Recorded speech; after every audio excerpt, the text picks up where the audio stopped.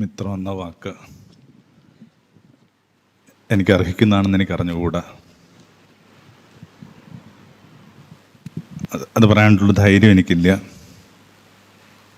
ഒരു മകൻ അല്ലെങ്കിൽ അനുജനെ കണക്കുള്ള പരിഗണനയാണ് എനിക്ക് അദ്ദേഹത്തിന് ലഭിച്ചിട്ടുള്ളത്.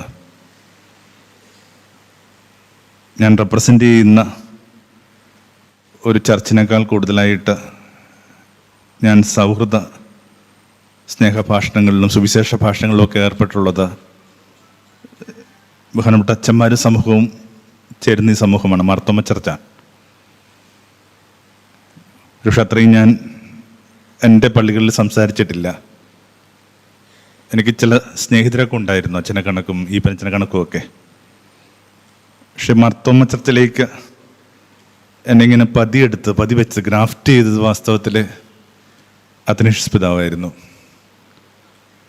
അപ്പോൾ ഇങ്ങനെ കൃത്യമായിട്ട് ക്ലർജി കോൺഫറൻസിൽ വിളിക്കുകയും സംഭാഷണങ്ങളിൽ എൻ്റെ പുസ്തകത്തെക്കുറിച്ച് പറയുകയും, അർത്ഥത്തിൽ ഇവിടെ ഉള്ള എല്ലാവരുടെ അത്ര ഓർമ്മ എനിക്കുമുണ്ട്. ഈ ഓർമ്മയെന്ന് പറയുന്നത് താനെ സംഭവിക്കുന്നതല്ല, നമ്മൾ സൃഷ്ടിക്കുന്നതാണ്. അത് ഞാൻ ഏതെങ്കിലും തരത്തിലൊക്കെ മനസ്സിലാക്കുന്നത് പിതാവിൽ നിന്നാണ്. ഇങ്ങനെ നിമിഷങ്ങളെ ഓർമ്മയാക്കുക, മേക്ക് മെമ്മറീസ്. നമ്മൾ വിചാരിക്കുന്ന കണക്ക് അത്ര സ്വാഭാവികമായിട്ട് സംഭവിക്കുന്നതല്ല. ഒരാൾക്ക് കൊടുക്കുന്നൊരു ശ്രദ്ധ, അയാൾ ഇടപെടുന്ന ഹൃദ്യത, അയാളുടെ കൊടുക്കുന്ന റെസ്പെക്റ്റേഷൻ, ഇങ്ങനെയൊക്കെയാണ് നിമിഷങ്ങൾ നമ്മൾ ഇങ്ങനെ ഓർമ്മയാക്കി എടുക്കുന്നത്. ഈ ക്രിയേറ്റഡ് മെമ്മറി. പള്ളിയിൽ നിന്നൊക്കെ നമുക്ക് വിചാരിക്കാവുന്നൊരു കാര്യമേ ഉള്ളൂ. ഇങ്ങനെ മടങ്ങിപ്പോകുന്ന രാത്രിയിൽ യേശു ക്രിയേറ്റഡ് എ മെമ്മറി. അതാണ് കുർബാന എന്ന് പറയുന്നത്. അതിങ്ങനെ താനെ സംഭവിച്ചതല്ല, അതിങ്ങനെ വളരെ പോയറ്റിക്കായിട്ട് സംഭവിക്കുന്നതാണ്. ഇങ്ങനെ ഒരു അപ്പം എടുത്തിട്ട് പറഞ്ഞു, ഇതെൻ്റെ ഓർമ്മയാണ്. അതിങ്ങനെ വെള്ളിയാഴ്ചയും ശനിയാഴ്ച അവിടെ തന്നെ ഇരുന്നു. ഞായറാഴ്ച തൊട്ടിങ്ങനെ സഞ്ചരിച്ചു തുടങ്ങി. ഈ പ്രഭാതത്തിൽ നമ്മുടെ ദേവാലയത്തിൽ പള്ളിയിലെ മേശയിലൊക്കെ ആ ഓർമ്മ വീണ്ടും എത്തി. 2000 വർഷങ്ങളായിട്ട് ഇങ്ങനെ ഇഴമുറിയാത്തൊരു ഓർമ്മ പശ്ചാത്തലത്തിൽ നിൽക്കുന്നതുകൊണ്ടാണ് നമ്മൾ ഈ ഓർമ്മകൾക്ക് ഇത്രയും മൂല്യം കൊടുക്കുന്നത്. അദ്ദേഹം കടന്നു പോയിട്ട് 7 വർഷമാകുന്നു. ഓർമ്മ അതുപോലെ തന്നെ നമ്മൾ നിലനിർത്തുന്നുണ്ട്. അതിനും ഇതിലുള്ള ദുഃഖത്തിന് ശമനം ഉണ്ടായിട്ടുണ്ടാവും. പക്ഷെ അദ്ദേഹം ഉണ്ടാക്കിയെടുക്കുന്നൊരു ആറ്റിറ്റ്യൂഡ് മുമ്പോട്ട് കൊണ്ടുപോകണം നമ്മൾ ആഗ്രഹിക്കുന്നത് കൊണ്ടാണ് ഇത്തരം ചില അനുസ്മരണങ്ങളൊക്കെ.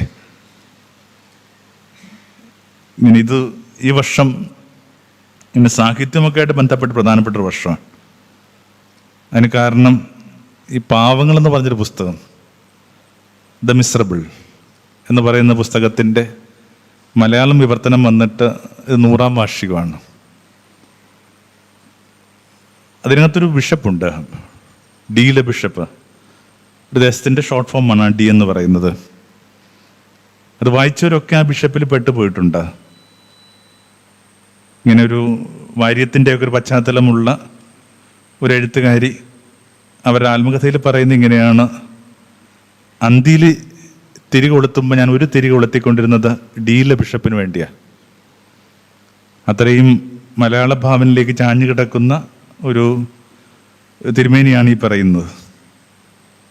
ഞാൻ അദ്ദേഹവുമായിട്ട് അത്തനേഷ്യസ് പിതാവൊക്കെ ആയിട്ട് കാണുമ്പോൾ എപ്പോഴും ഞാൻ വിചാരിക്കുന്നുണ്ട്, ഇദ്ദേഹം ഡിയിലെ ബിഷപ്പാണ്. അടുത്തിടെ ഒരു പുസ്തകത്തിൻ്റെ പ്രകാശനം നടന്നു. കൗതുകരമായൊരു കാര്യം, ആ പ്രസാദന ദിവസം തന്നെ അതിൻ്റെ കോപ്പികളൊക്കെ വിറ്റുപോയി. 2 ആഴ്ചയ്ക്ക് ശേഷം ഞാൻ ബുക്ക് സ്റ്റോളിൽ ചെല്ലുമ്പോൾ ആ പുസ്തകമില്ല. ആ പുസ്തകത്തിൻ്റെ പേര് ഇങ്ങനെ കമ്പിളിക്കണ്ടത്തിലെ കൽഭരണികൾ എന്ന് പറഞ്ഞ പുസ്തകമാണ്. കമ്പിളിക്കണ്ടം എന്ന് പറയുന്നത് എനിക്ക് തോന്നുന്നു ഇടുക്കിയിലെങ്ങാണ്ടല്ലേ ഒരു വില്ലേജാണെന്നാണ് ഞാൻ മനസ്സിലാക്കുന്നത്. അവിടെ നിന്ന് ഇങ്ങനെ മുമ്പോട്ട് പോയിട്ടിപ്പോൾ ഫ്രാൻസിലൊരു യൂണിവേഴ്സിറ്റി പഠിപ്പിക്കുകയും ഫ്രഞ്ചിലും ഇംഗ്ലീഷിലും ഒക്കെ എഴുതുന്ന ഒരാളാണ് അതിൻ്റെ ഓതർ. അപ്പം അതിനകത്തൊരു ചാപ്റ്റർ ഇങ്ങനെ അത്തനേഷ്യസ് പിതാവിനെ കുറിച്ചാണ്. പഠനം മുമ്പോട്ട് പോകുന്നില്ല, പഠിക്കാൻ ആഗ്രഹമുണ്ട്, താൻ ചേരുന്നൊരു സഭയ്ക്കകത്തുനിന്ന് കാര്യമായിട്ടൊരു സൗഹൃദം കിട്ടുന്നില്ല. അനുകമ്പയെ കിട്ടുന്നില്ല. അപ്പോൾ ആരോ പറഞ്ഞു, തൊട്ടടുത്തൊരു മാർത്തോമ പള്ളി ഉണ്ടാ. അയാൾ ആദ്യമായിട്ടത് കേൾക്കുന്ന അങ്ങനെ ഒരു മാർത്തോമ പള്ളി എന്ന് പറഞ്ഞു. കാരണം അത്രയും ക്ലോസ് ടു ഒരു കമ്മ്യൂണിറ്റി നിന്നാണ് വരുന്നത്. അവിടെ ചെല്ലുമ്പോൾ വളരെ ഹൃദ്യമായ ഈ അച്ഛന്മാരുടെ കുടുംബങ്ങളെക്കുറിച്ച് എനിക്കുണ്ടാകുന്ന ഏറ്റവും ഹൃദ്യമായ അനുഭവങ്ങൾ ഈ മാർത്തോമ സമൂഹത്തിൽ നിന്നാണ്. ആ ഹൃദ്യമായ കുടുംബാന്തരീക്ഷത്തിൽ നിന്നുകൊണ്ട് ഒരു കുടുംബത്തിൻ്റെയൊക്കെ ഒരു അതേ ആകുലതയോടുകൂടി ശ്രദ്ധയോടുകൂടി അവിടെ നിന്ന് അച്ഛൻ ഇയാളെ കേൾക്കുന്നു. എന്നിട്ട് റെഫർ ചെയ്യുന്ന അത്തനേഷ്യസ് പിതാവിൻ്റെ അടുത്തോട്ടാണ്. ഏത് ഇടത്തിൽ നിന്നാണോ ഏത് സഭയിൽ നിന്നാണോ ഉള്ളത് ഒന്നും അദ്ദേഹത്തിൻ്റെ പരിഗണനയുടെ ഭാഗമായിരുന്നില്ല. ഈ ചേർത്ത് പിടിച്ചിട്ട് പറഞ്ഞു, നിനക്ക് പഠിക്കാൻ ആഗ്രഹമുണ്ടെങ്കിൽ നീ പഠിച്ച് മുമ്പോട്ട് പോകും, അത്രയും കാലം ഞാൻ കൂടെ ഉണ്ടാവും. അപ്പം ആ അധ്യായം ഇങ്ങനെ ഈ പിതാവിനെ അർപ്പിച്ചിരിക്കുക. പക്ഷെ നമ്മളത് ചിലപ്പോൾ കണ്ടിട്ടുണ്ടാവില്ല. ഇങ്ങനെ ആരെങ്കിലുമൊക്കെ ആത്മകഥ എഴുതുമ്പോൾ കൃത്യമായിട്ട് ഒരധ്യായം ഇദ്ദേഹത്തിന് വേണ്ടി ഉണ്ടെന്നൊക്കെ കരുതുന്നതായിരിക്കും ഏറ്റവും നല്ല സന്തോഷം. അവരുടെ ജീവിതത്തിൻ്റെ ഏതൊരു ഘട്ടത്തിൽ ഇദ്ദേഹം ഉണ്ടായിരുന്നു. ഇത്രയുമൊക്കെ ഒരു അഞ്ജലിയുടെ ഭാഗമായിട്ട്, ഒരു ഹൃദയാഞ്ജലിയുടെ ഭാഗമായിട്ട് പറഞ്ഞിട്ട് നമുക്ക് നൽകിയിട്ടുള്ളൊരു വിഷയമുണ്ട്. അത് അദ്ദേഹത്തിൻ്റെ ആറ്റിറ്റ്യൂഡുമായിട്ട് ബന്ധപ്പെട്ട് രൂപപ്പെട്ട വിഷയമാണെന്ന് തന്നെ ഞാൻ വിചാരിക്കുന്നത്. ഓർമ്മ ഇങ്ങനെ സങ്കടപ്പെട്ടിരിക്കാൻ വേണ്ടിയല്ല, മുമ്പോട്ട് പോകാനുള്ള പ്രേരണയാണ്. ഓർമ്മകൾ എപ്പോഴും ഇങ്ങനെ സ്പ്രിംഗ് ബോർഡാണ്, നമ്മളതിനകത്ത് നിന്ന് കുത്തിച്ചാടേണ്ടതാണ്. അപ്പോൾ അദ്ദേഹവുമായിട്ട് വളരെ അടുപ്പമുള്ള ഒരു വിശ്വാസ സമൂഹം എന്ന നിലയിൽ നമുക്ക് കുത്തിച്ചാടാൻ വേണ്ടി സ്പ്രിംഗ് ബോർഡായിട്ട് ഉപയോഗിക്കാൻ വേണ്ടി തന്നിരിക്കുന്ന വിഷയമായിരുന്നു ഞാൻ വിചാരിക്കുന്നു ഈ അകലങ്ങൾ കുറയുക എന്നുള്ളത്. അകലമാണ് ഏറ്റവും വലിയ ഭയം. മനുഷ്യൻ്റെ ഏറ്റവും വലിയ ഭയങ്ങളൊന്നിങ്ങനെ അകലമാണ്. ചെറുപ്പത്തിൽ പഴയ വായിച്ചുള്ളൊരു കഥ കണക്കാണ്. ഒരു കുട്ടി ഇങ്ങനെ പള്ളിയിൽ പോകേണ്ട ഒരു ദിവസം അവനിങ്ങനെ കൂട്ടുകാരുമായിട്ട് യാത്ര പോവുകയാണ്. അവരുടെ നാടിൻ്റെയൊക്കെ ഒരു പശ്ചാത്തലത്തിൽ ഇങ്ങനെ കുതിരപ്പുറത്തുള്ള യാത്രയാണ്. യാത്ര മുമ്പോട്ട് പോകുമ്പോൾ പെട്ടെന്ന് ഈ കുട്ടി പറഞ്ഞ്, ഞാൻ തിരിച്ചു പോവുകയാണ്. ഇപ്പം എന്താ കാര്യം ചോദിക്കുമ്പോൾ അവനോട് കൂട്ടുകാരുടെ അടുത്ത് പറഞ്ഞു, ഇത്രയും നേരം എനിക്കെൻ്റെ പള്ളിയിലെ മണിനാദങ്ങൾ കേൾക്കാൻ പറ്റുന്നുണ്ടായിരുന്നു. ഇനി മുമ്പോട്ട് പോയി കഴിഞ്ഞാൽ എന്നെ തിരിച്ചു വിളിക്കാനായിട്ടൊരു മണിനാദം ഉണ്ടാവത്തില്ല. അപ്പം അതുകൊണ്ട് തന്നെ തിരിച്ചു വിളിക്കുന്ന ശബ്ദങ്ങൾ ഇങ്ങനെ മായുന്നതിന് മുമ്പ് മനുഷ്യൻ മടങ്ങണം. അപ്പം മനുഷ്യന് സഞ്ചരിക്കാം, പക്ഷെ ഈ സഞ്ചാരത്തിൽ നിന്ന് തിരിച്ചു വിളിക്കുന്ന ശബ്ദങ്ങൾ നിശ്ചലമാകുന്ന വിധത്തിൽ ഉള്ള എല്ലാ യാത്രയും അപകടകരമാണെന്ന് വിചാരിക്കുന്ന ഒന്നാണ് ഈ സ്പിരിച്വാലിറ്റി എന്ന് പറയുന്നത്. അടുപ്പം തന്നെയാണ് പ്രധാനം. എന്താ സ്പിരിച്വാലിറ്റി എന്നൊക്കെ ചോദിക്കുമ്പോൾ നമ്മൾ പൊതുവെ പറയുന്നത് ആർട്ട് ഓഫ് ഡിഗ്നിഫൈഡ് റിലേഷൻഷിപ്പ് എന്നാണ് പറയുന്നത്. ഇങ്ങനെ കുലീനമായ സൗഹൃദങ്ങളുടെ കലയാണ്. അത് കൃത്യമായിട്ട് പാലിച്ചൊരളന്ന നിലയിൽ നിശ്ചയമായിട്ട് നമുക്ക് ഓർക്കാവുന്ന അനവധി നാമങ്ങളിൽ ഒന്ന് അത്തനേഷ്യസ് പിതാവിൻ്റെതായിരിക്കും. ഈ കുലീനമായ ബന്ധങ്ങളുടെ കഥയാണിത്. അപ്പോൾ എങ്ങനെയാണ് ഞാൻ വിചാരിക്കുന്നു ഈ നൂറ്റാണ്ടിൻ്റെ ഏറ്റവും വലിയ കണ്ടുപിടുത്തം എന്താ? വ്യത്യസ്തമായ അഭിപ്രായങ്ങളുണ്ടാവാം, പക്ഷെ ഞാൻ മനസ്സിലാക്കുന്നത് നിങ്ങൾ നിങ്ങളുടെ കൈവശം കരുതുന്ന ആ മൊബൈൽ ഫോണാണ് ഈ നൂറ്റാണ്ടിൻ്റെ ഏറ്റവും വലിയ കണ്ടുപിടുത്തം. എവിടെയായിരിക്കുമ്പോഴും നിങ്ങളെ തമ്മിൽ ബന്ധിപ്പിക്കുന്നു. ഏതോ ഇങ്ങനെ കാനഡിയൻ നഗരത്തിലൂടെയോ ഗ്രാമത്തിലൂടെയോ ജോലി ചെയ്യുന്ന മകൻ നിങ്ങൾ ഈ പുലരിയിലും വിളിച്ചിട്ടുണ്ടാവും, അമ്മ ഇത്തിരി അങ്ങോട്ട് മാറി നിന്നാൽ കുറച്ചുകൂടി വെട്ടം കിട്ടും, അമ്മയുടെ മുഖമൊന്ന് കണ്ടോട്ടെ. അപ്പം ഞാൻ വിചാരിക്കുന്നു ഈ നൂറ്റാണ്ടിൻ്റെ കണ്ടുപിടുത്തം എന്ന് എന്തെങ്കിലും ഒരു കാര്യം വിശേഷണം അർഹിക്കുന്നുണ്ടെങ്കിൽ അത് മൊബൈലാണ്. സഞ്ചരിച്ചുകൊണ്ടിരിക്കുമ്പോഴും നിങ്ങൾ അകലങ്ങളിൽ ആവരുതെന്നുള്ള ആഗ്രഹമാണ് ഈ മൊബൈൽ എന്ന് പറയുന്നത്. അപ്പം ബേസിക്കലി മനുഷ്യൻ്റെ ഏറ്റവും വലിയ ഭയം ഈ അകന്നു പോകുക എന്നുള്ള ഭയമാണ്. എല്ലാ അകലങ്ങളെയും വീണ്ടെടുക്കാൻ വന്ന ഒരാളെന്ന നിലയിലാണ് നമ്മൾ യേശുവിനെ പരിചയപ്പെടുന്നത്. എഫേസ്യസിൽ നമ്മൾ വായിച്ചു കേൾക്കുന്നുണ്ട്, ഇങ്ങനെ ഇടമതിലുകളൊക്കെ തകർത്തൊരാൾ. മനുഷ്യനും തമ്മിൽ ഉയരാവുന്ന എല്ലാത്തരം മതിലുകളും ഇല്ലാതെയാക്കിയ ഒരാളുടെ പേരാണ് യേശു. യേശു പുരോഹിതനാണെന്നൊക്കെ നമ്മൾ പറയുന്നുണ്ട്. അത് നമ്മളിപ്പോൾ മനസ്സിലാക്കുന്ന കണക്കുള്ള ആചാരവുമായിട്ട് ബന്ധപ്പെട്ട ഒരു പദമല്ല പുരോഹിതൻ എന്ന് പറയുന്നത്. ഈ പുരോഹിതൻ എന്ന് പറഞ്ഞ വാക്ക് നിങ്ങളതിൻ്റെ എത്തിമോളജി പരിശോധിക്കുകയാണെങ്കിൽ ആ പൊന്തിഫക്സ് എന്ന് പറഞ്ഞൊരു വാക്കാണ്. ആ പൊന്തിഫക്സ് പറഞ്ഞ വാക്കിൻ്റെ അർത്ഥം പാലംപടി എന്നളന്ന ബ്രിഡ്ജ് മേക്കർ. അപ്പം അവനിലേക്ക് ആത്മീയ പക്വത കിട്ടിയ എല്ലാ മനുഷ്യരുടെയും ആദ്യത്തെ ഒരു വിചാരം എന്ന് പറയുന്നത് മതിലുകളില്ലാതെയാവുകയും പാലങ്ങൾ പണിയുകയും ചെയ്യുന്നൊരു കാലം വരും. അവസാനം വരെ നമ്മളിങ്ങനെ പ്രതിരോധിക്കേണ്ട മതിലുകളെയാണ്. മനുഷ്യൻ മാത്രമേ മതിലുകൾ ഉയർത്തുന്നത്. ഈ പാലം പണിയാന്നുള്ള ദേവദൂതന്മാരുടെ പ്രക്രിയയാണ്. അപ്പോൾ ആ അർത്ഥത്തിലാണ് ഇങ്ങനെ യേശുവിനെ വേദപുസ്തകം പരിചയപ്പെടുത്തുന്നത് പോലെ ഇങ്ങനെ ഇടമതിലുകളൊന്നും ഇല്ലാത്തൊരാൾ. അവരിലിങ്ങനെ ഈ വിജാതിയെന്നോ യഹൂദനെന്നുള്ള ഇടമതിലില്ലാതെ പോയി, സ്ത്രീയെന്നോ പുരുഷനോ ഇടമതിലില്ലാതെ പോയി, ഈ പറയുന്ന അടിമയെന്നോ ഉടമയെന്നുള്ള ഇടമതിലില്ലാതെ പോയി. അപ്പം അത്തരം പ്രകാശമുള്ളൊരു ചിത്രം പശ്ചാത്തലത്തിലുണ്ട്. അതിലേക്ക് എങ്ങനെയാണ് നമുക്ക് ചില ബേബി സ്റ്റെപ്സ് നടത്താമെന്നുള്ളതാണ് നമ്മുടെ വിചിന്തനം. ചില ചുവടുകളൊക്കെ ഈ നമ്മളും വെച്ച് തുടങ്ങണ്ടേ ഈ മതിലുകളില്ലാത്ത ലോകത്തെ സ്വപ്നം കാണുമ്പോഴാണ്. അപ്പം അതിനകത്ത് ഒരു 3 രീതിയിൽ അതിനൊന്ന് വളരെ വേഗത്തിൽ പറഞ്ഞ് അവസാനിപ്പിക്കാമെന്ന് ഞാൻ വിചാരിക്കുന്നത്. ഒന്നൊരു വെളിപാട് ആവശ്യമുണ്ട്, റെവലേഷൻ. നിങ്ങളുടെ ബുദ്ധി കൊണ്ട് നിങ്ങൾക്ക് കുറുകെ കടക്കാവുന്ന വിധത്തിൽ സരളമല്ല ഈ ദേശത്തിൻ്റെ മതിലുകൾ.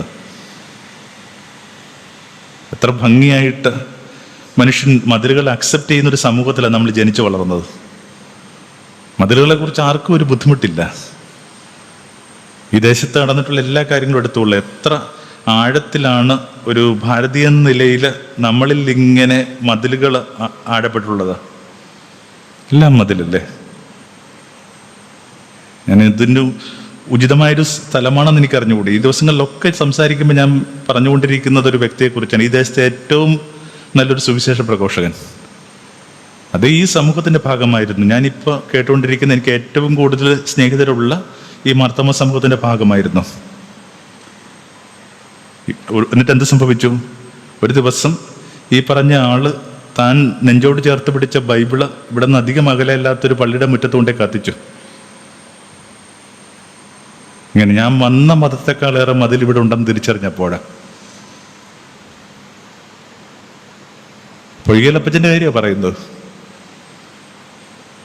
താൻ വന്ന മതത്തിനകത്തെ മതിലുകളും ശ്രേണികളും ഇത്രയും ഒരു ഭാവനയുള്ളൊരു ഹൃദയത്തെ മുറുകിയപ്പോൾ അതിനകത്തൊരു മുക്തി എന്ന നിലയിൽ കണ്ടെത്തിയ ഒരു ധർമ്മമായിരുന്നു ഇതാ. എന്നിട്ടോ അയാൾ വന്നെത്തിയ ധർമ്മത്തിന് അയാൾ പിന്നിട്ട ധർമ്മത്തെക്കാൾ ഏറെ മതിലുകളുണ്ടെന്ന് തിരിച്ചറിയുമ്പോഴാണ് ഈ മനുഷ്യൻ ബൈബിള് കത്തിക്കുന്നത്. മനുഷ്യനുള്ളിടത്തോളം കാലം, തിരുവല്ലയിലും റാന്നിയിലൊക്കെ വിശ്വാസമുള്ളിടത്തോളം കാലം ഈ കത്തിപ്പോയ ബൈബിൾ ഓർമ്മിക്കണം. ഇത് ഏറ്റവും പവർഫുള്ളായ പ്രീച്ചറായിരുന്നു.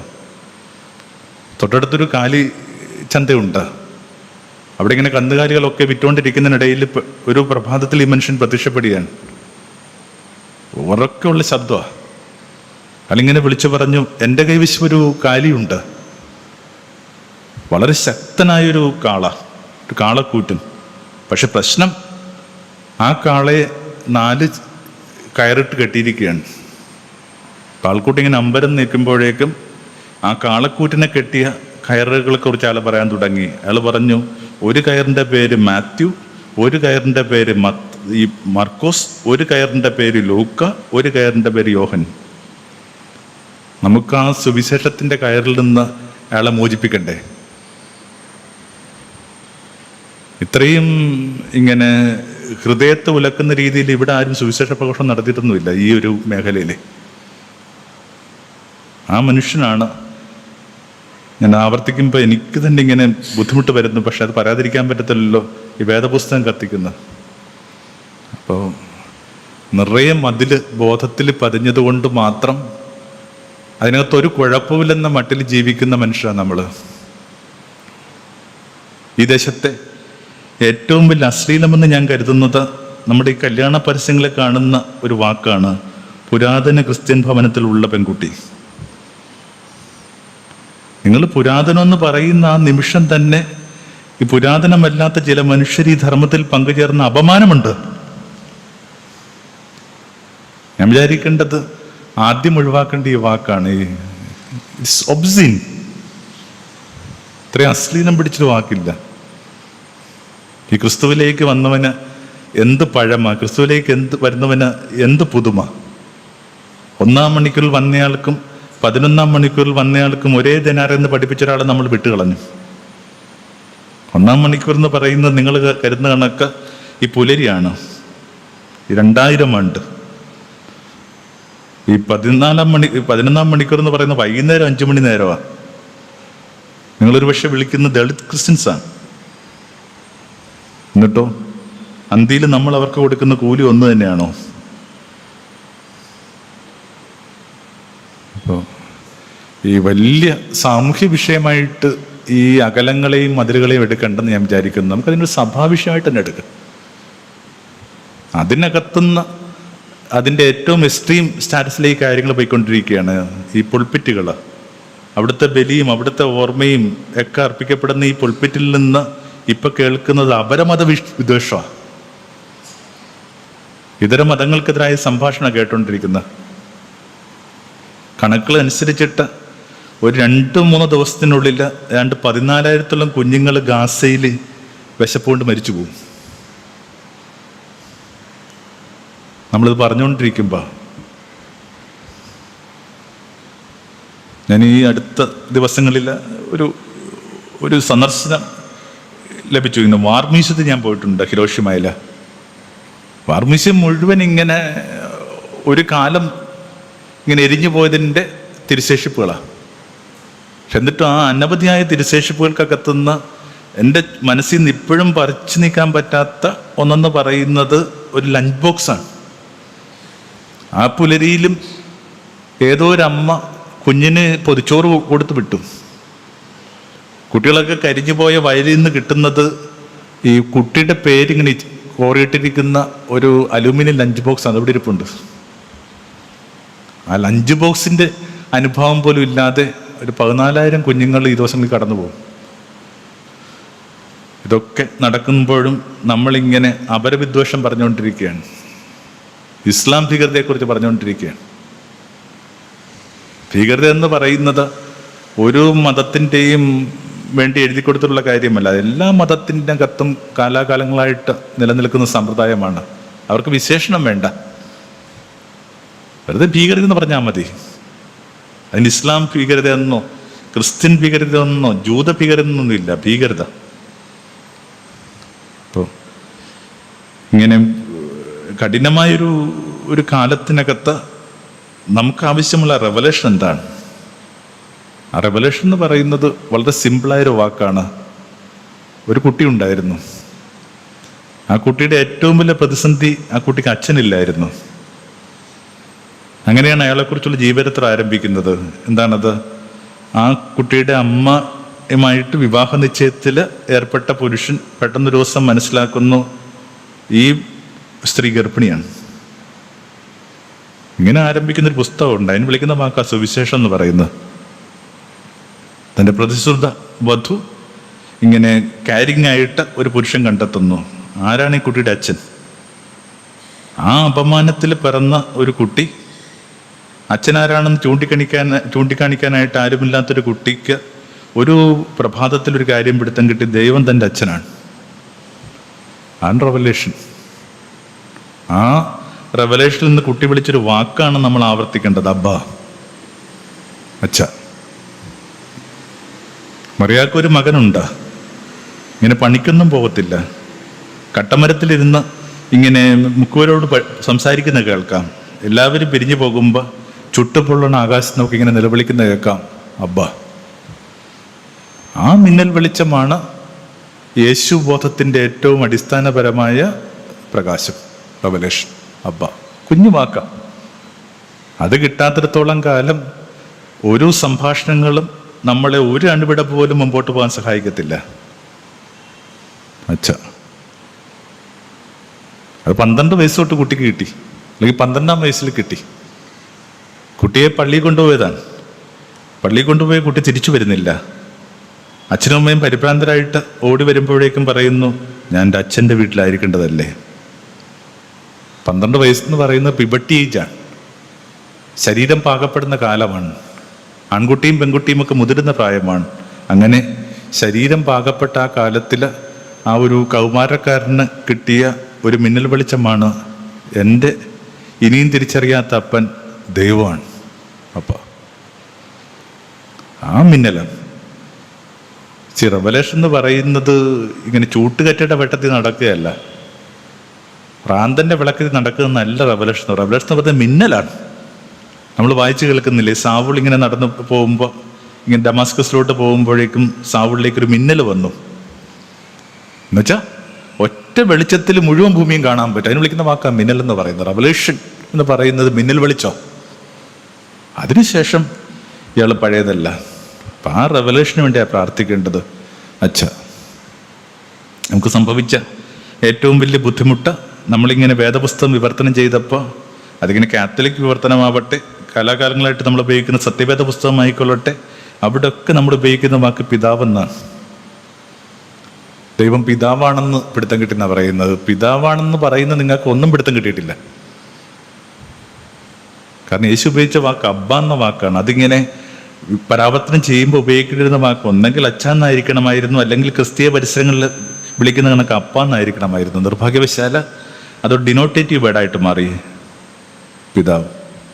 ഇപ്പം എന്തെങ്കിലും ഒരു ദിവസം ഈ പിതാവ് എന്ന് പറഞ്ഞ പദത്തിന് പകരമായിട്ട് നിങ്ങൾ നിങ്ങളുടെ അച്ഛനെ വിളിച്ചുകൊണ്ടിരുന്ന വാക്ക് നിങ്ങളുടെ ബോധത്തിൽ തെളിയുമ്പോൾ അന്ന് ലോകം പഴയതല്ല. അതിന് വിളിക്കുന്ന വാക്കാണ് പുതിയ നിയമം. ഒരു 100-200 ഇടങ്ങളിൽ എങ്കിലും ഇങ്ങനെ യേശു അബ്ബ എന്ന് വിളിച്ചിടത്തൊക്കെ, അത് അരമായിക് വേർഡാണ്. ഹീബ്രുവിൻ്റെ ഒക്കെ ഒരു ഡിസ്റ്റന്റ് കസിനാണ് അരമായി എന്ന് പറയുന്നത്. അതൊക്കെ ഇങ്ങനെ പിതാവെന്ന് വർത്തം ചെയ്തിട്ടുണ്ട്. ഈ 200 ഇടങ്ങളിൽ ഒരു 5 ഇടത്ത് നിങ്ങൾ നിങ്ങളുടെ അച്ഛനെ വിളിച്ചിരുന്ന വാക്കൊന്ന് കണ്ണുപൂട്ടിയിട്ട് പതുക്കെ പെൻസിൽ കൊണ്ട് എഴുതി വെക്കാവോ? അതിനുശേഷം നമുക്ക് ഈ വിഷയത്തിലേക്ക് പ്രവേശിക്കാം. ഞാൻ എൻ്റെ അപ്പനെ വിളിച്ചിരുന്ന വാക്ക് അച്ചായ എന്നാണ്, വെട്ടിയാണ്. അച്ചായ എനിക്ക് 5 പോലും വേണ്ട, ഒരു 3 കഴിയുമ്പോൾ തന്നെ എൻ്റെ ബോധം ഇങ്ങനെ കീഴ്മേൽ മറിയാൻ തുടങ്ങും. ഈ വാഷിംഗ് മെഷീനിലൊക്കെ ഇങ്ങനെ സ്പിൻ ചെയ്യുന്ന കണക്ക്.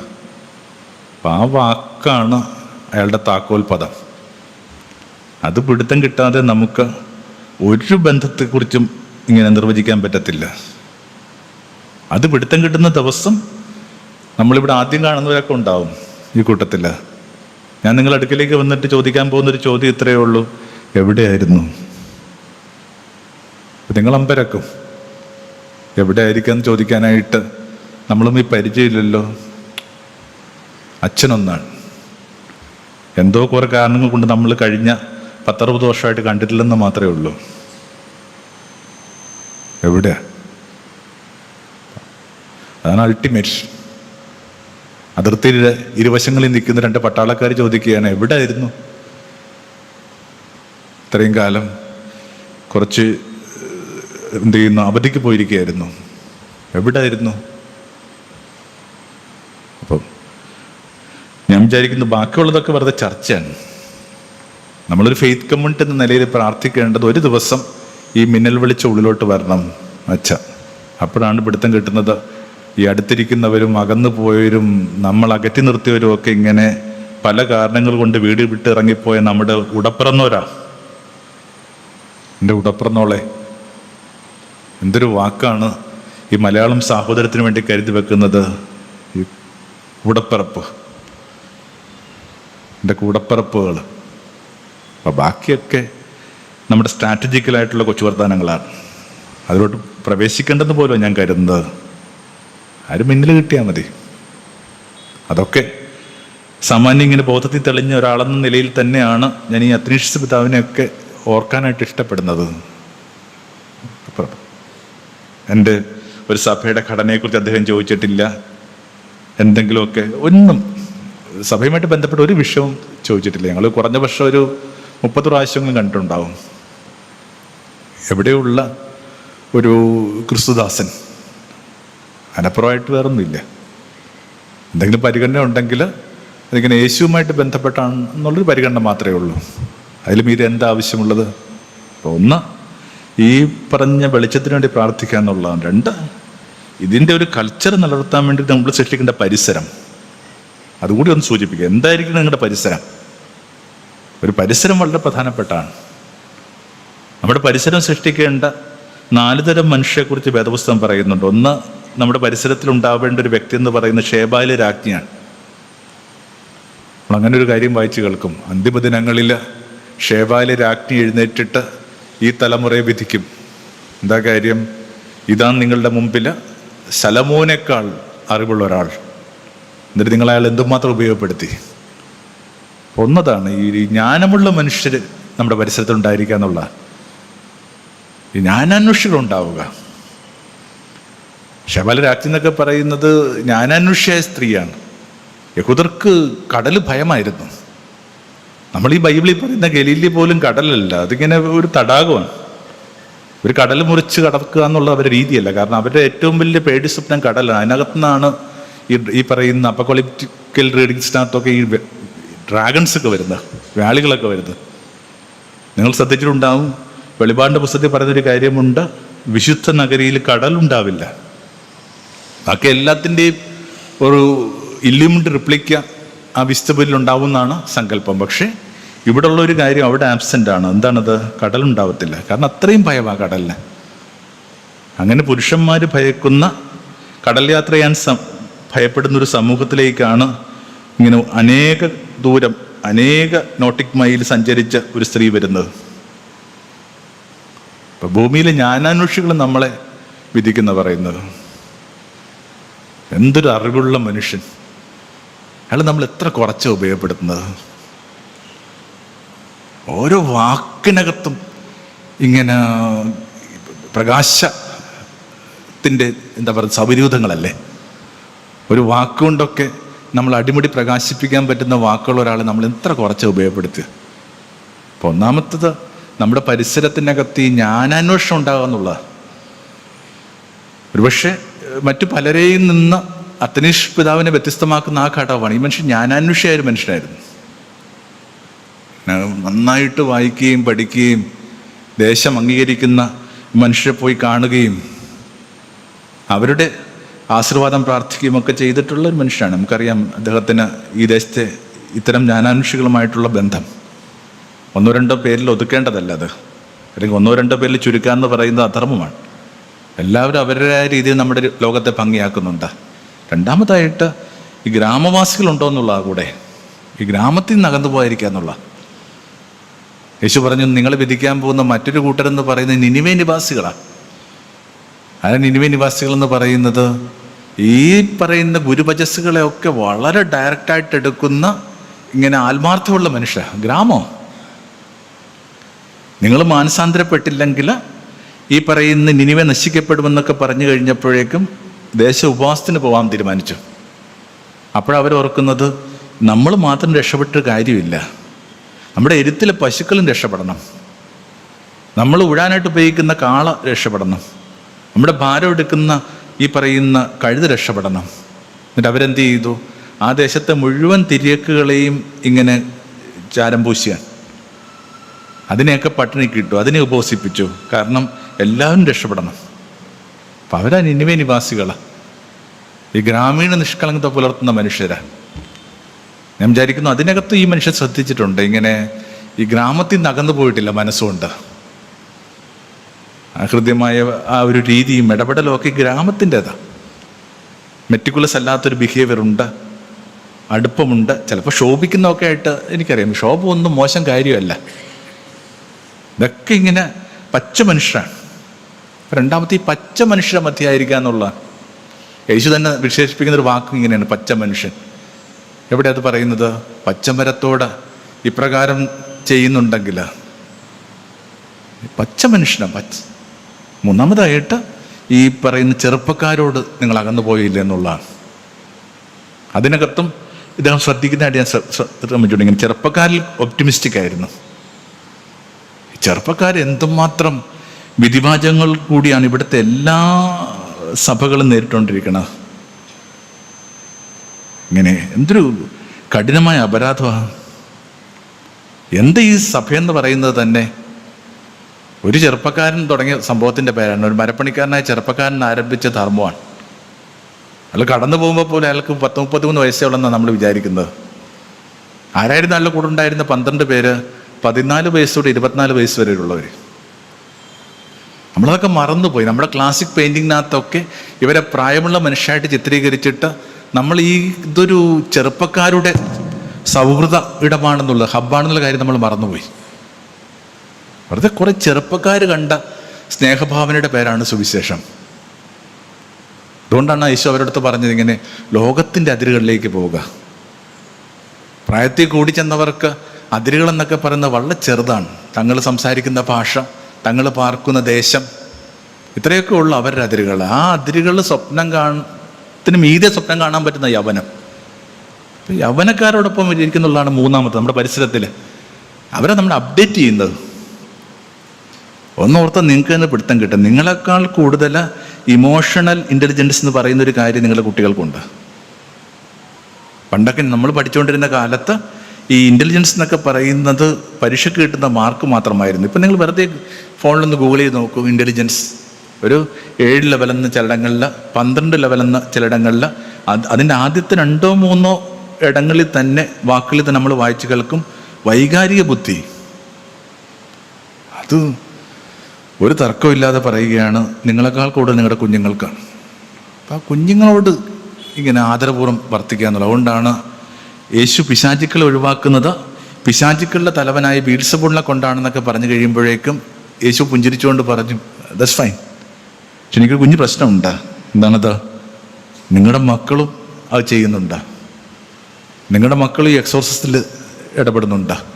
പിശാചെന്ന് പറയുന്നത് എന്താണെന്ന് സജ്ജോണുണ്ട്. പിശാചിൻ്റെ എത്തിമോളജി പരിശോധിക്കുമ്പോൾ നിങ്ങൾക്ക് പിടുത്തം കിട്ടും. ഡീമൺ എന്ന് പറഞ്ഞ വാക്കിൻ്റെ അർത്ഥം വൺ ഹു ഡിവൈഡ്സ് എന്നാണ്.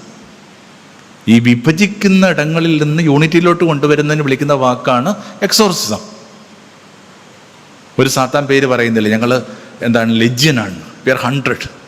നമ്മളിപ്പോൾ മൾട്ടിപ്പിൾ പേഴ്സണാലിറ്റി എന്നൊക്കെ പറയുന്ന സംഭവം തന്നെയാണ്. വിഭജിക്കപ്പെട്ട മനുഷ്യർ, അവരെ ഇങ്ങനെ ഏകാഗ്രമാക്കുന്നതിന് വിളിക്കുന്ന വാക്കാണ് ഉച്ചാടനം. അപ്പം ഞാനിത് ചെയ്യുന്നുണ്ടെങ്കിൽ നിങ്ങളുടെ കുഞ്ഞുങ്ങൾ എന്താ ചെയ്യുന്നത്? അപ്പോൾ അവരൊന്ന് പരിങ്ങി. അപ്പോൾ യേശു പറഞ്ഞു, അങ്ങനെയെങ്കിൽ നിങ്ങളുടെ കുട്ടികളായിരിക്കും നിങ്ങൾ വിധിക്കാൻ പോകുന്നത്. ഇവിടെ ഇരിക്കുന്ന എല്ലാ മുതിർന്നവരോടും ഞാനത് ആവർത്തിക്കാനായിട്ട് ആഗ്രഹിക്കുന്നുണ്ട്.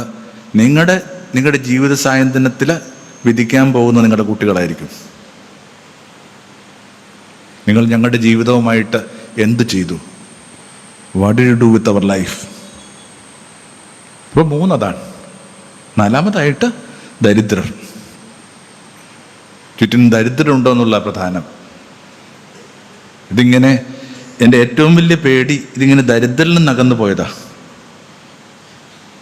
അഭിമന്യ പിതാവിനൊക്കെ ഇങ്ങനെ വളരെ സ്നേഹാദരവുണ്ടായിരുന്ന ഒരു വയോധികൻ ഈ ദിവസങ്ങളിൽ കടന്നുപോയി. ഫ്രാൻസിസ് ഒന്നാമൻ എന്ന് പറഞ്ഞ കാര്യമില്ല, കാരണം 2 പേര് വരുമ്പോഴാണ് ഈ ഒന്നാമൻ എന്ന് പറയുന്നത്. ഫ്രാൻസിസ് മാർപ്പാപ്പ. ആ മനുഷ്യൻ വർഷങ്ങൾക്ക് ശേഷം, വലിയൊരു ഇടവേളയ്ക്ക് ശേഷം ഇങ്ങനെ പറഞ്ഞു തുടങ്ങി, ദരിദ്രരുടെ എളിയ സഭ, ദരിദ്രരുടെ സഭ. എല്ലാവരും അവരിൽ നിന്ന് അകന്നു പോവുകയാണ്. രാഷ്ട്രീയം, പാർട്ടി, പള്ളി, പള്ളിക്കൂടം, ആതുരാലയം ഒക്കെ അകന്നു പോയിക്കൊണ്ടിരിക്കുക. അപ്പോൾ 4-മത് എത്രയേ ഉള്ളൂ? നിങ്ങളുടെ ചുറ്റും ദരിദ്രരുണ്ടോ ഇല്ല എന്നുള്ളതാണ്. എങ്ങനെയാണ് ഈ സുവിശേഷത്തിൽ അവസാനത്തെ നമുക്കുള്ള അനുശാസനം ലഭിക്കുന്നത്? യേശു അവരോട് പറഞ്ഞു, നിങ്ങൾ ജെറൂസലേം വിട്ട് ഗലീലിലേക്ക് പോകും. എന്താ ജെറൂസലേം എന്ന് പറയുന്നത് നമ്മുടെ സിറ്റിയാണ്. Where politics and religion gets in unholy wedding. ഈ അവിശുദ്ധ ബാന്ധവം രാഷ്ട്രവും മതവും തമ്മിൽ നടത്തുന്ന ഇടത്തിൻ്റെ പേരാ ജെറൂസലേം. അത് വിട്ടുപോകാനാണ് പറയുന്നത്. എവിടേക്ക് പോകണം? ഗലീലിലേക്ക് പോകണം. എന്താ ഗലീൽ എന്ന് പറയുന്നത്? കടലോരമാണ്. മനുഷ്യർ ഏറ്റവും കൂടുതൽ അപകടങ്ങൾ അഭിമുഖീകരിക്കുന്ന, ഏറ്റവും കൂടുതൽ പ്രതിസന്ധികൾ അഭിമുഖീകരിക്കുന്നത് വിളുമ്പത്തായിരിക്കുമ്പോഴാണ്. അത് കടലിൻ്റെ വിളുമ്പായാലും ഈ പറയുന്ന കുന്നിൻ്റെ വിളുമ്പായാലും ഈ വിളുമ്പിലുള്ളവരോടൊപ്പമായിരിക്കുക എന്നുള്ള 4-മത്തെ. അപ്പോൾ നമ്മുടെ 2-ാം ഭാഗത്തിൽ നമ്മൾ കാണാനായിട്ട് ശ്രമിച്ച ഇത്രയേ ഉള്ളൂ. നിങ്ങൾ ഇതിനു വേണ്ടി മെയിൻറ്റെയിൻ ചെയ്യേണ്ട പരിസരം എന്താണ്? 1 ജ്ഞാനത്തിൻ്റെ പരിസരം, 2 ഈ ഗ്രാമീണ നിഷ്കളങ്കയുടെ പരിസരം, 3 ചെറുപ്പക്കാരുടെ സത്യസന്ധതയും ഊർജ്ജസ്വലതയും, 4 ഈ ദരിദ്രരുടെ മധ്യയായിരിക്കുക, ഈ ദരിദ്രരോടൊപ്പമായിരിക്കുക. പണ്ടിങ്ങനെ ഇന്ത്യയുടെ സ്വാതന്ത്ര്യം ലഭിച്ച അതേ കാലഘട്ടത്തിൽ തന്നെ ഇവിടെ ഒരു കാർ ഫാക്ടറി തുടങ്ങണമെന്ന് ഇങ്ങനെ നെഹ്റുവിന് താല്പര്യമുണ്ടായിരുന്നു. അപ്പം ആ നിർദ്ദേശം ഇങ്ങനെ ഗാന്ധി കേൾക്കുമ്പോൾ ഗാന്ധി ഈ പറയുന്ന അഗ്നോസ്റ്റിക്കായ കാര്യമായ മതസങ്കല്പങ്ങളില്ലാത്ത ദൈവസങ്കല്പങ്ങളില്ലാത്ത ആ അന്നത്തെ തൻ്റെ പിൻഗാമിയോട് പറഞ്ഞൊരൊറ്റ കാര്യം മാത്രമാണ്, നിങ്ങളൊരു കാര്യം ചെയ്യണം. എന്താണത്? ഏത് തീരുമാനമെടുക്കുമ്പോഴും ഒരു ദിവസം ഉപവസിക്കണം. എന്നിട്ട് സ്വന്തം മനസ്സിനോട് ചോദിക്കണം, നിങ്ങൾ നാളെ എടുക്കാൻ പോകുന്ന തീരുമാനം കൊണ്ട് ഈ ദേശത്തെ ദരിദ്രർക്ക് എന്തെങ്കിലും പ്രയോജനമുണ്ടോ? ഇനി അങ്ങനെയല്ലെന്ന് മനസ്സ് പറയുകയാണെങ്കിൽ ആ തീരുമാനത്തെ ഈ വേസ്റ്റ് ബോക്സിൽ ഇടാനുള്ള ധൈര്യം ഉണ്ടാവണം. പിന്നെ നെഹ്റു മുമ്പോട്ട് പോയില്ല. നെഹ്റു കാർ ഫാക്ടറി തുടങ്ങിയില്ല. കുറച്ചൊക്കെ കുപ്രസിദ്ധി എന്നൊക്കെ പറയപ്പെടാവുന്ന രീതിയിലുള്ള അദ്ദേഹത്തിൻ്റെ ഒരു പേരക്കുട്ടിയാണ് കാർ ഫാക്ടറി തുടങ്ങിയത്, സജ്ജയ്. എന്തിനകത്തും ഒരു തീരുമാനം എടുക്കുന്നതിനേക്കാൾ, വീടിനകത്തൊരു കല്യാണം എങ്ങനെ നടത്തണം തീരുമാനം എടുക്കുന്നതിനേക്കാൾ മുമ്പേ നിങ്ങൾ ഉപവസിക്കണം.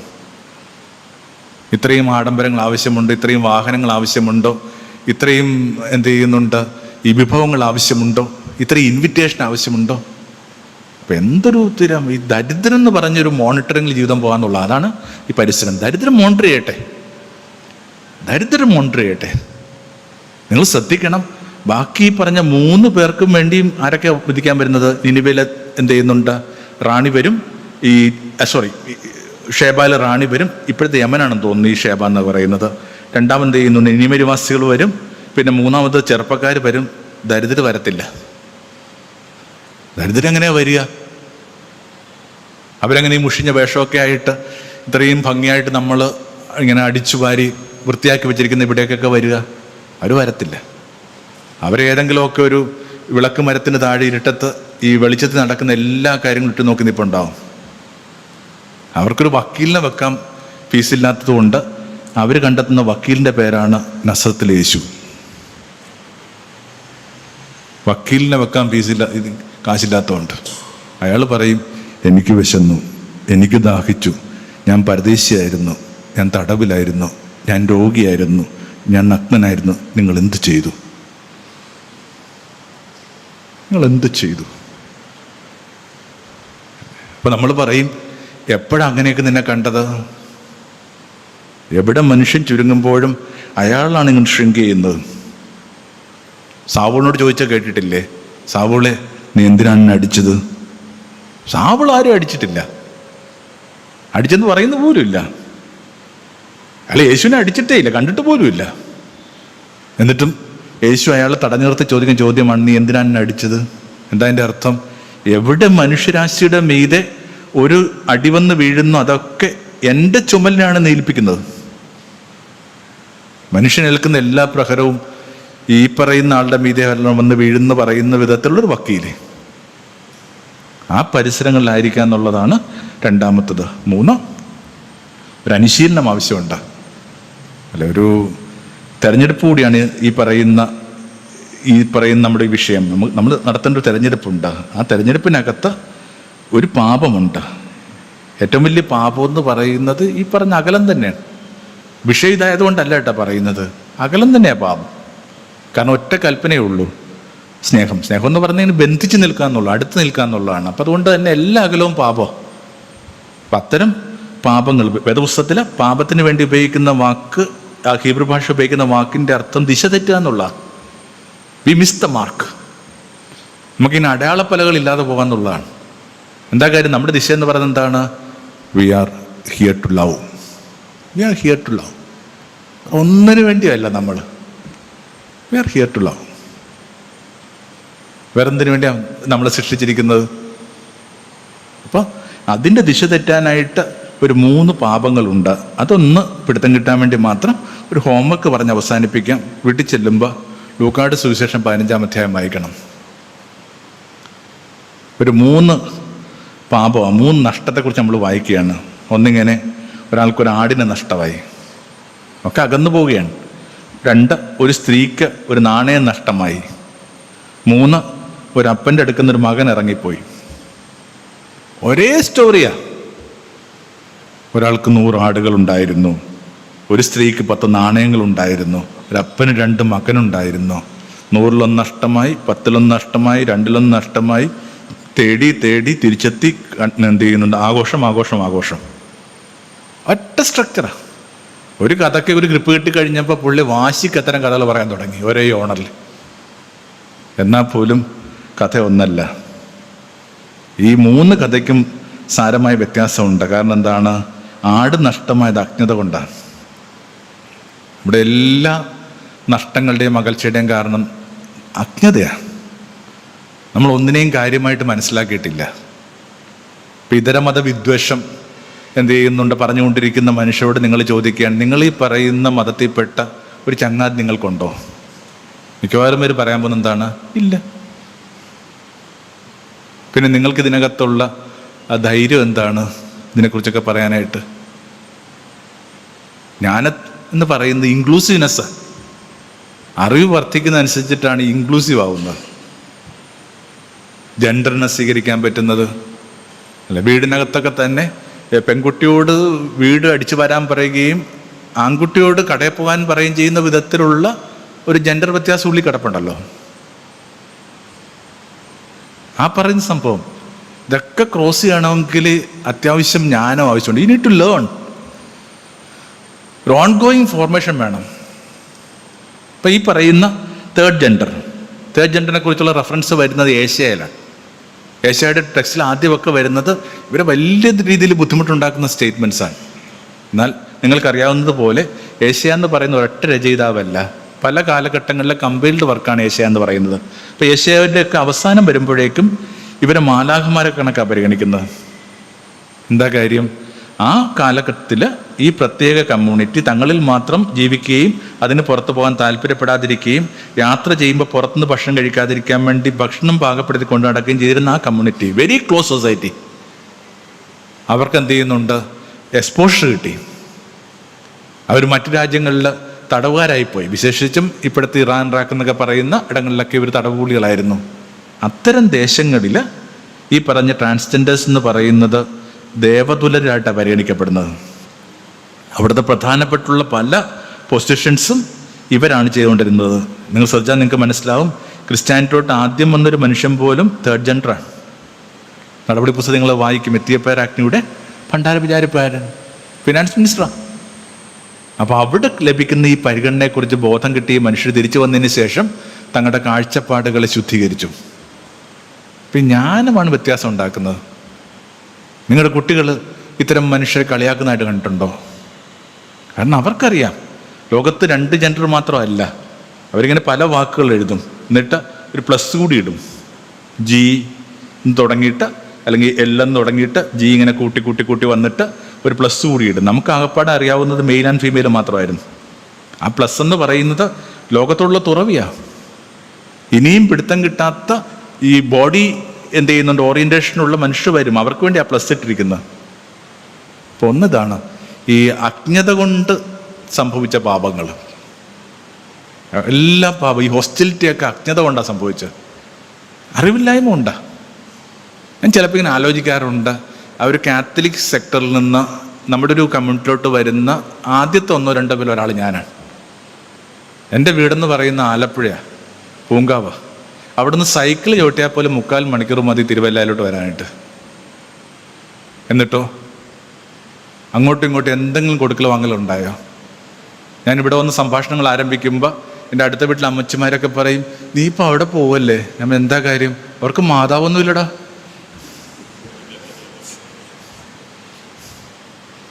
എനിക്കൊന്ന് ഏറ്റവും വലിയ ഒരു മരിയസ്തുതി വരുന്ന നമ്മുടെ കുർബാനയിലാണ്. എനിക്ക് കുർബാന പങ്കുചേരുന്നതല്ലേ. ഇത് നടക്കുന്ന പഴയ കഥയൊന്നുമല്ലേ, വെറുതെ 25 വർഷമുള്ള കഥയായി പറഞ്ഞുകൊണ്ടിരിക്കണം. കുറച്ചുകൂടി എക്സ്പോസ്ഡ് ആവും. ഈ ജ്ഞാനം ഉണ്ടാക്കുന്ന വ്യത്യാസം. അതുകൊണ്ടാണ് സോളമനെ കുറിച്ച് പറയുക. സോളമനാണല്ലോ ഏറ്റവും വലിയ ജ്ഞാനി. അതിനെക്കുറിച്ച് എന്താ പറയുന്നത്? സോളമന് ദൈവം കടൽ തീരം കണക്കൊരു മനസ്സ് കൊടുത്തു. അതാണ് ജ്ഞാനം. അതിൻ്റെയൊക്കെ ഒരു ചെറിയ പതിപ്പിൻ്റെ പേരൊക്കെയാണ് നമ്മളിപ്പോൾ അനുസ്മരിക്കുന്ന പിതാവൊക്കെ. ബ്രോഡായൊരു മനസ്സ് കൊടുത്തു. അതിന് അൾട്ടിമേറ്റായി പറയുന്ന കടൽ തീരം കണക്കൊരു മനസ്സ് കൊടുത്തു. അപ്പോൾ ഒന്നതാണ്. 2 അശ്രദ്ധയാണ്. സൂക്ഷിക്കേണ്ട ഒരു നാണയം സൂക്ഷിച്ചില്ല. യഹൂദ സ്ത്രീകൾ അവരുടെ കല്യാണ നേരത്ത് 10 നാണയങ്ങൾ ഇങ്ങനെ ഒരു കോർത്ത് ഒരു ശിരോഭരണമായിട്ട് അണിയും. നിങ്ങളിൽ ചിലർ താലിമാല സൂക്ഷിക്കുന്ന കണക്ക്, അല്ലെങ്കിൽ താലി സൂക്ഷിക്കുന്ന കണക്ക്, കല്യാണമോര് സൂക്ഷിക്കുന്ന കണക്ക് സൂക്ഷിക്കേണ്ട 10 നാണയങ്ങളായിരുന്നു. അതിലൊന്ന് ശ്രദ്ധിച്ചിട്ടില്ല. ഇപ്പം രണ്ടാമത്തെ പാപം അശ്രദ്ധയുടെ പാപം.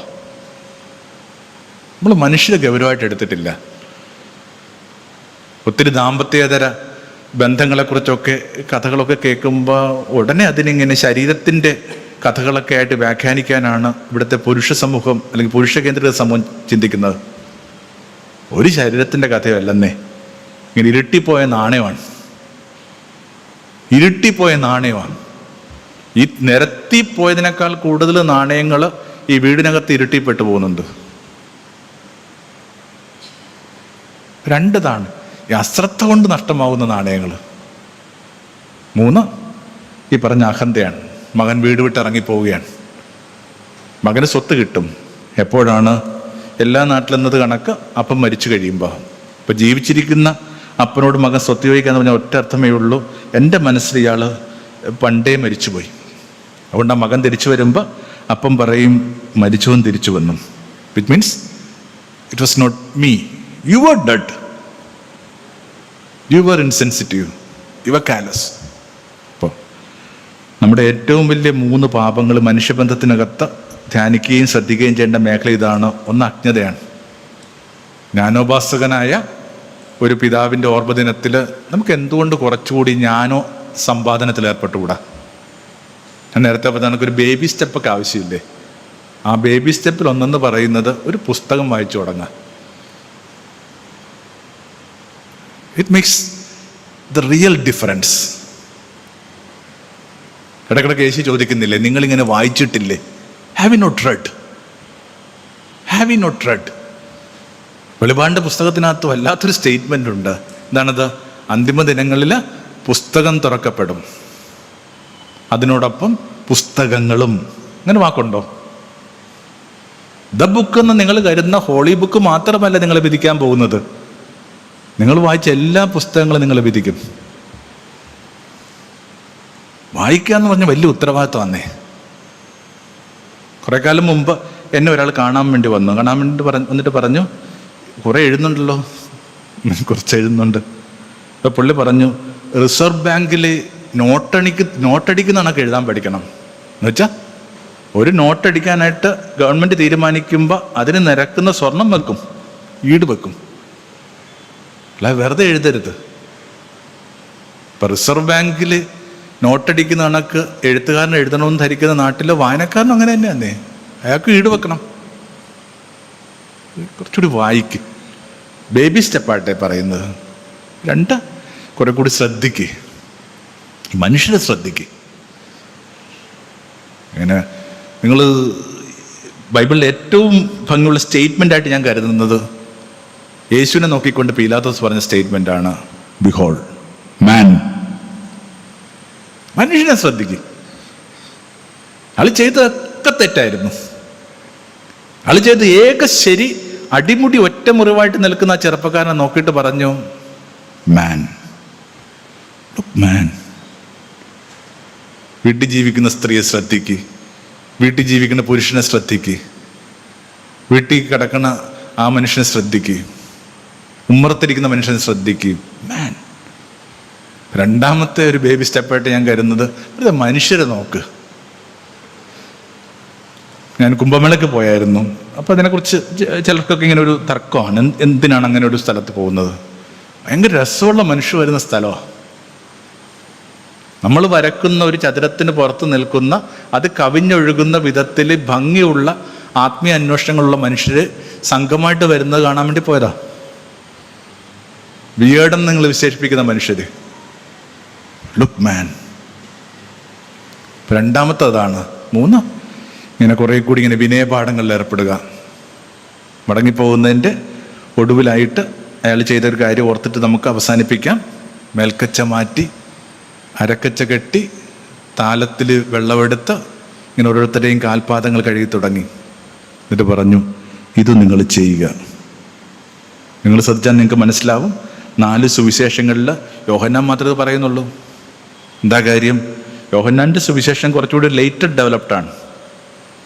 AD 100 രൂപപ്പെട്ടത്. AD 100 ഇത് രൂപപ്പെടുമ്പോൾ സ്കൂൾ ഓഫ് ജോൺ ജോൺ എന്ന് പറയുന്നൊരു വ്യക്തിയല്ല, ഒരു സ്കൂളാണ്.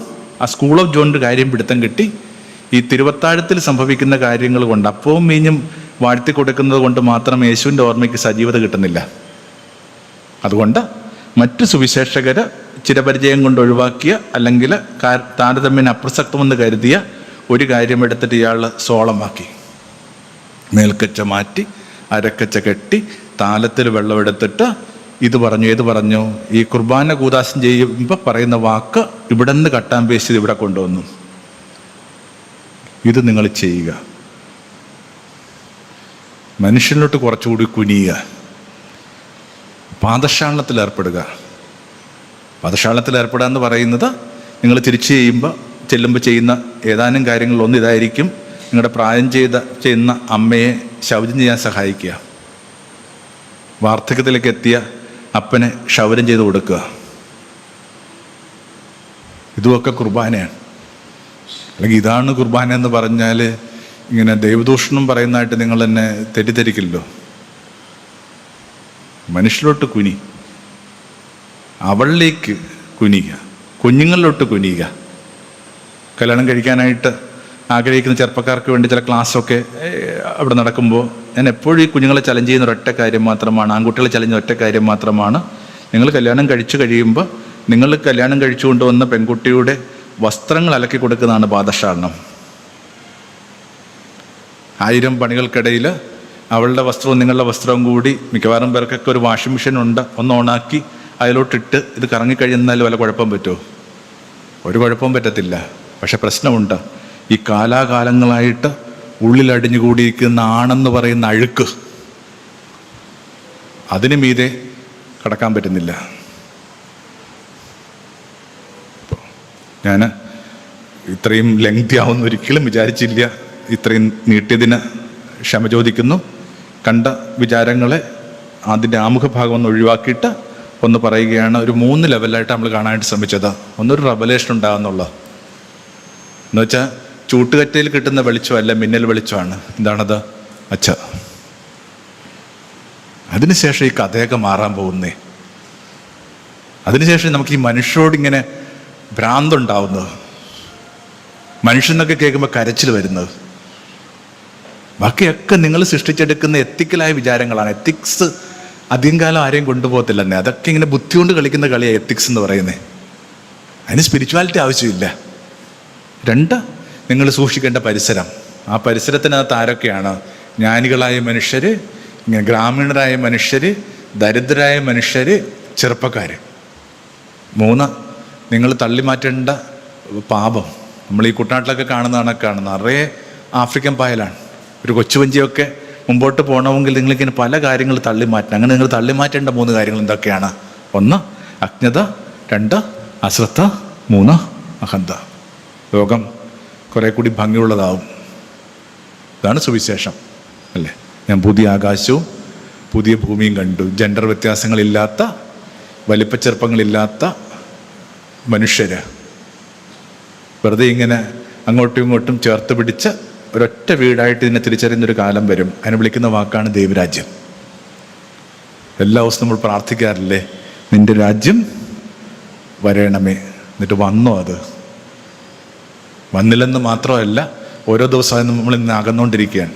അതുകൊണ്ട് ഈ ഒരു നല്ല അപ്പച്ചൻ്റെ ഓർമ്മ മക്കളെന്ന നിലയിൽ നമ്മളെ കുറേ കൂടി അനുഭാവമുള്ള, അലിവുള്ള മനുഷ്യരായി തീർക്കട്ടെ. എവിടെ പെസഹ ഒരുക്കണമെന്ന് യേശു ചോദിക്കുമ്പോൾ പറഞ്ഞൊരു കാര്യങ്ങൾ ഇവിടെ ഇരിക്കുന്ന എല്ലാ മുതിർന്നവർക്കും ബാധകമാണ്. വിശേഷിച്ചത് ഭംഗിയായിട്ട് പാലിച്ച ഒരാൾ നമ്മുടെ പിതാവാണെന്ന് പറഞ്ഞിട്ട് അത് പറഞ്ഞ് അവസാനിപ്പിക്കുകയാണ്. എവിടെ പെസഹ ഒരുക്കണം? യേശു പറഞ്ഞു, നിങ്ങൾ തെരുവിൽ ചെല്ലുമ്പോൾ അവിടെ ജലകുംഭവുമായിട്ടൊരു മനുഷ്യനെ കാണും. ആണ് വെള്ളം കോരുന്ന കണക്കല്ല, അല്ല പെണ്ണ് വെള്ളം കോരുന്ന കണക്കല്ല, ആണ് വെള്ളം കോരുന്ന. ആണ് വെള്ളം കോരുമ്പോൾ മിക്കവാറും നാടുകളിലൊക്കെ ഇങ്ങനെ തോളിലാണ് വെക്കുന്നത്. ഇവിടെ ഒരു കുടം വെച്ചെന്നാൽ ഈ കുടം ഇവിടം വരെ ഉണ്ടാവും. അതതിൻ്റെ അർത്ഥം ബ്രിംഫിൽ,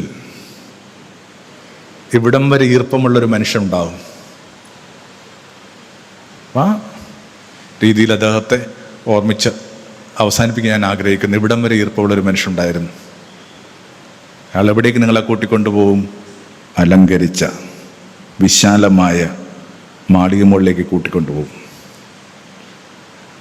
ദാറ്റ് വാസ് ജസ്റ്റ് ദേവൻചേട്ടൻ അത് മാത്രമാണ് ഇങ്ങനെ അലങ്കരിച്ച.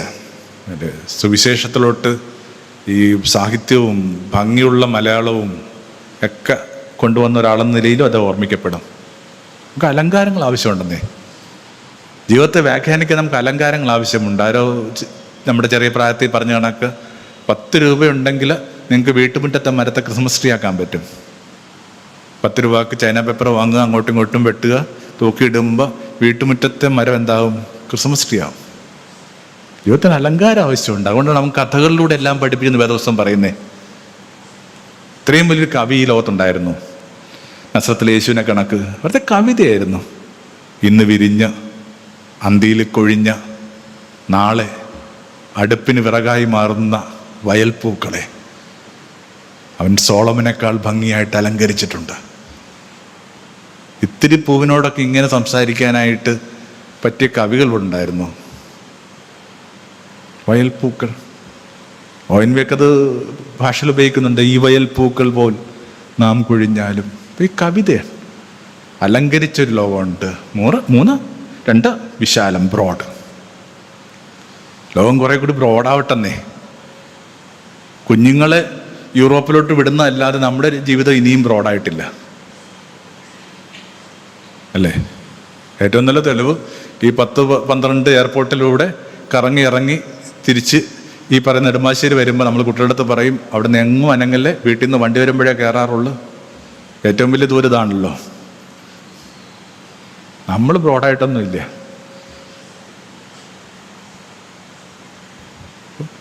കുറേ ബ്രോഡാവും. വിട്ടുകൊടുക്കാൻ പറ്റുന്ന മനുഷ്യർ, വിധിക്കാത്ത മനുഷ്യർ, ആരോടും തർക്കിക്കാത്ത മനുഷ്യർ. യേശുവിനെ കുറിച്ചൊക്കെ ആ വാക്കുണ്ട്, ഹി ഡിഡ് നോട്ട് ആർഗ്യൂ. എന്തുമാത്രം എനർജി ആ മനുഷ്യ ഈ തർക്കത്തിൽ കളഞ്ഞുകൊണ്ടിരിക്കുന്നത്, വീടിനകത്ത് ഉൾപ്പെടെ. എന്ത് തർക്കങ്ങളാ! നിങ്ങളുടെ ഈ തർക്കങ്ങളിലൂടെ കുഞ്ഞുങ്ങൾ വലുതാവുന്നത് നിങ്ങൾ ശ്രദ്ധിച്ചോ? നിങ്ങളറിയാതെ. 4 ഈ പറഞ്ഞ അപ്പർ റൂം, മാളിക മുകളെന്ന് പറയുന്നതിന് വേറൊരു പാരഫർണിലായിട്ട് ഒരു സൂചന ഉള്ളതുകൊണ്ട് അത് വിട്ടിട്ട് അതിന് ഇംഗ്ലീഷ് വാക്ക് എടുക്കുകയാണ് upper room. Upper room. So ഇവിടെ ഇരിക്കുന്ന എൻ്റെ സഹോദര വൈദികരോടും മാതാപിതാക്കന്മാരോടും ആ രൂപകം പറഞ്ഞ് ഞാൻ അവസാനിപ്പിക്കുകയാണ്. തെരുവിലൊരു മനുഷ്യക്കണക്ക് നിൽക്കുക ജലകുംഭവുമായി. എന്നിട്ട് എങ്ങോട്ട് കൂട്ടിക്കൊണ്ടു പോകണം? Broad decorated upper room. Upper room.